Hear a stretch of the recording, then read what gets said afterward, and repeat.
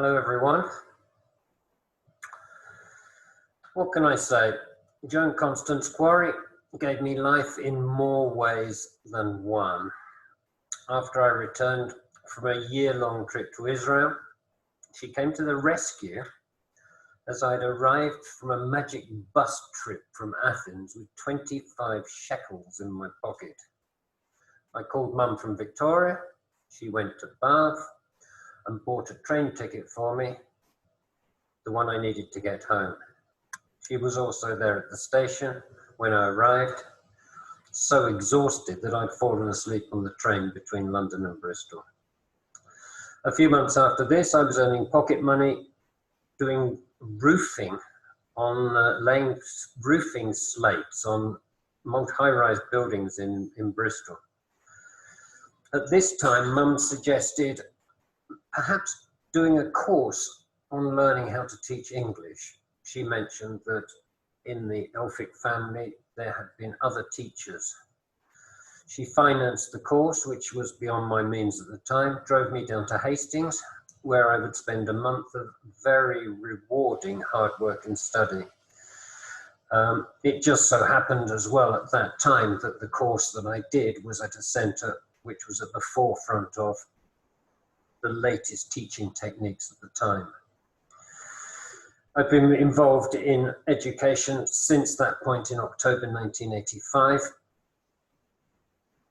And before this, while I was in hospital in Bath and during my recovery period afterwards, she was a rock who helped me rebuild my emotional strength in the face of adversity. My first car, a Mini, previously owned by the midwife who delivered me, was gifted to me by Mum, again at a time when I was on a student grant. I would not have been able to afford a car without her help. There were times in my life when she came to the rescue when it seemed like I was in a hopeless position. After 2 weeks living from hand to mouth in a hotel on the outskirts of Barcelona, an opportunity to rent a 3-bedroom flat appeared. The rent was low because there was no water, gas or electricity or furniture in the flat, but I needed a deposit to start the rental process. I didn't have the money at the time until Mum transferred the amount I needed to a bank account that I'd opened in Barcelona, and I was able to rent the flat which I lived in for the remaining 3 years I was in Barcelona. After these early adventures, it was always a pleasure when she came to visit me in Barcelona, Oman and Brazil. During these visits, she was happy to set out on adventures. The St. Joan Fireworks Festival in Barcelona started the night she arrived. There were fireworks exploding all over the city. We made a trip to the Dali Museum in Figueres and stopped off at Cadaqués, where Salvador Dali was born. We also did a desert camping adventure when she came to visit me in the Sultanate of Oman. We went to see the Arabian Oryx project, which involved camping in the desert. And she also spent a very, very pleasant time in Rio and Petropolis with myself and Lydia.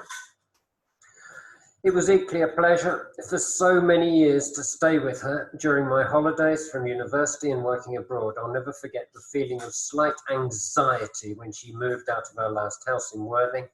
It felt like I'd lost a connection that had been there since my birth. Even in her final years, while dementia ate away at her memory, it was still a pleasure to see her. And when possible, take her to visit places from the past. We went to Pembury, we went to Fort Halstead, and would stop off at a pub for a soup and a lager and lime on the way many times. However, the most important gift that she and Dad bestowed on me was an ethical and moral bedrock, dependent on speaking the truth and respecting those around us. It was also, of course, with Mum and Dad that the seed of travel to exotic places was planted in my mind. After a trip to Venice through France and Spain in a Volkswagen bus.